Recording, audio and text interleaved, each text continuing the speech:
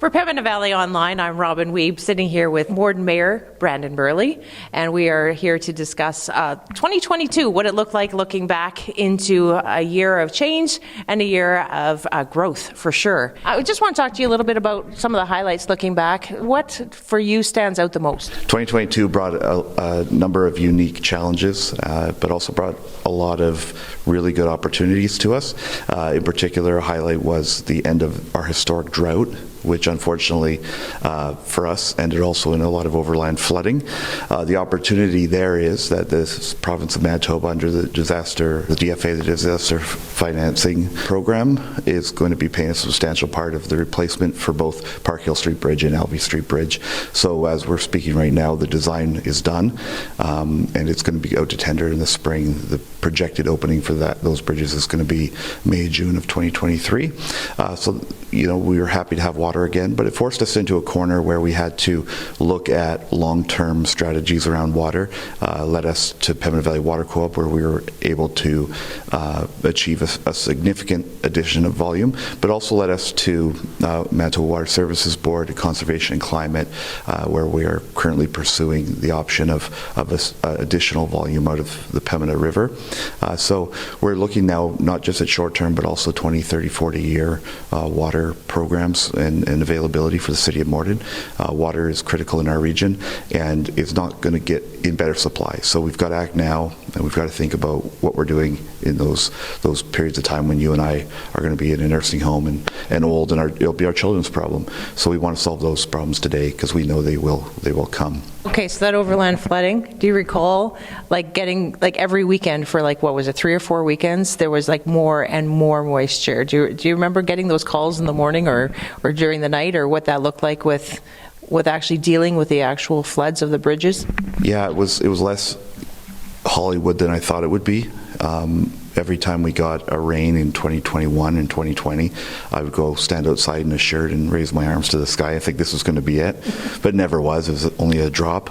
And so when we did get the water, I think we knew in late winter of 2022, because we had done watershed assessments in the Minnewaska watershed, or the Dead Horse watershed, I guess is technically what it is, but it comes to Lake Minnewaska. We knew in February that we were going to be sitting good. We didn't really think we were going to move up 15 feet, but we did, and then we had many feet of overflow over the dam as well. So as it is right now, we're in a good position, but again, we've got to make sure that we're ready for the next one. And with changing climate, it will become more frequent. It won't be a 40-year event. It will be a 10 or 12 or 15-year event. The Ukrainian war also broke out in February, and we started to see a lot of newcomers coming, and that meant growth for the city really intensified.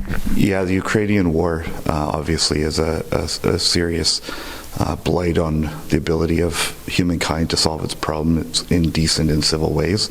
As the war broke out in Ukraine, Morden was pleased to welcome a significant number of refugees, both political and otherwise, families and whatnot. And we do have, as a city, a significant amount of expertise in immigration, but our expertise in immigration is largely on the labor side. So this did present a new challenge for us. We felt an obligation and a duty to help where we could. We have a large number of Ukrainian families, not only in our city, but region and province.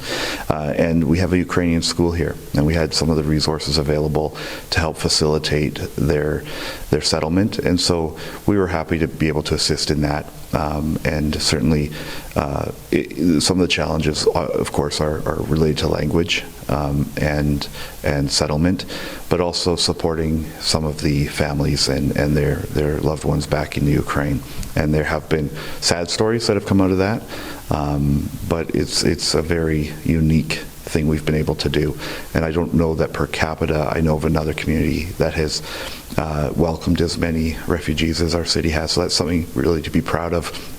In particular, the way that community members in Morden have stepped forward and offered places to live and resources and home furnishings and childcare support and all the things that come into that. And that, for me, was something that initially I was a little nervous and cautious about, was how much uptake we would have from the community at large. But I'm very proud to say that our city has a huge heart, and this was a time they really stepped forward, and community leaders led the community, and we were able to do a significant amount of aid to these families that are coming here because of the war in Ukraine. Yeah. With an influx of people, you've had a lot of discussions about growth going into the election. There was a lot of issues that came forward that were concerns for the people of Morden, and so you were able to address those and to be able to talk about that with the election coming up in October. Yeah, one of the major challenges we face and is faced across Canada is related to affordable housing and housing access entirely. City of Morden this year was able to address some of those. Even in the last couple of months, we heard very loudly in the election, housing affordability and availability was a significant challenge to our residents and to our families. For affordable housing, 6 affordable housing unit grant to have for 2 homes to Habitat for Humanity, and more recently, in the last month, we rolled out a first-time home buyers assistance program that grants a down payment that can be repaid over time in a number of ways. Access to housing and equity in housing is one of the greatest predictors of economic stability in a country or a city, right after education levels and the autonomy of women. And so this is a critical problem that we have. And we're nowhere close to your Toronto's or Montreal's, but we're also looking at disparities in income levels as well. And so, returning from the FCM board meeting last week, one of the great petitions was a permanent doubling of the Rapid Housing Initiative to be delivered by municipalities, the FCM, not by CMHC, but also a return to income as an indicator of affordability and not median housing price. And as a city, we've never looked at median housing prices as being affordable. We recognize that there is a gap in income, and it's that income gap that has to dictate, or income levels that have to dictate what affordability means to our community. And so that's forefront in our mind. Also ensuring that we have available supply. If we can keep supply where it needs to be to meet demand, we can keep prices down. And so working with developers, ensuring that we have the utility capacity to cut new lots and to see new development happen, it will prevent a bottleneck. And so that presents a major challenge, in particular as it relates now to wastewater. A significant, I think, thing that I see even you on social media and in your own heart, watching a place like 500 Stephen Street get put up in the community and is able to bring all the agencies together and the services together. Talk to me a little bit about the establishment of 500 Stephen Street. Sure. 500 Stephen Street has been, as a community mobilization hub, has been a really good success. Nicole Fair is a staff member there and is able to liaise between people in need and people in crisis moments and the resources they need to help get them through there. 500 Stephen Street obviously supports a number of resources, including Many Hands, which has drop-in nights Tuesdays and Thursdays, which is an incredible time to get together with people in the community and have fun and have refreshments and play games and do what communities do. And that's something that we're going to continue to support. Obviously, 500 Stephen Street is owned by MCDC. The City of Morden provided the funding for it. And so we're proud to be able to partner with 500 Stephen Street. But beyond that, we need to continue to invest in community spaces. And some of the highlights that of the past year in community spaces are not just 500 Stephen Street, but Connor Hill Park, investments into Lake Minnewaska, an agreement with Western School Division to transfer land.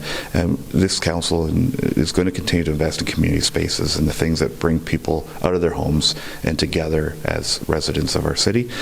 We will continue to invest in those spaces as we are able to identify them. And in identifying those community spaces, our urban parks and our Parks and Urban Forestry Master Plan was an incredible first step in directing council as to where we need to go and how we need to be investing in those spaces. As we bring this conversation to a close, 2022 great year, community focus. What do you have as a message maybe to the community of Morden as we head into a new year? I think the message to the community is we need to keep being the people we are. Continue to believe in ourselves, continue to invest in our community, continue to invest in each other. That's what makes a community truly special, and that's what makes us unique and a really strong and wonderful place to live. We have the ability to leverage some of the resources that we have to that end, but it really is not just a council thing that creates community spaces. It's our residents, and I think that the trajectory we are on is pretty unique and pretty special, and is something I believe in, and I think the majority of our residents do as well.